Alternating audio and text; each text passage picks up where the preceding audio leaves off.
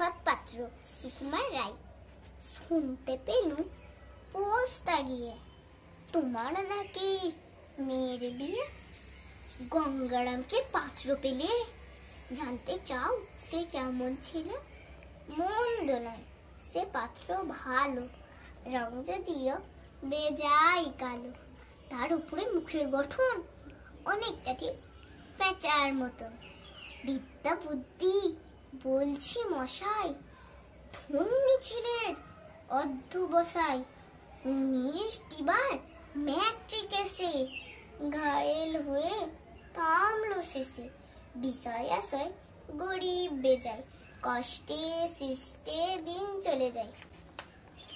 মানুষ তো নয় ভাইগুলো তার, একটা পাগল একটা গোয়ার।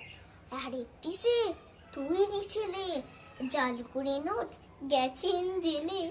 কনিষ্ঠটি তবলা বাজায়, যাত্রা দলে 5 টাকা পায়। গঙ্গারাম তো কেবল ভোগে, পিলের জ্বর আর পাণ্ডুলোগে। কিন্তু তারা উচ্চ ঘর, কংসরাজের বংশধর।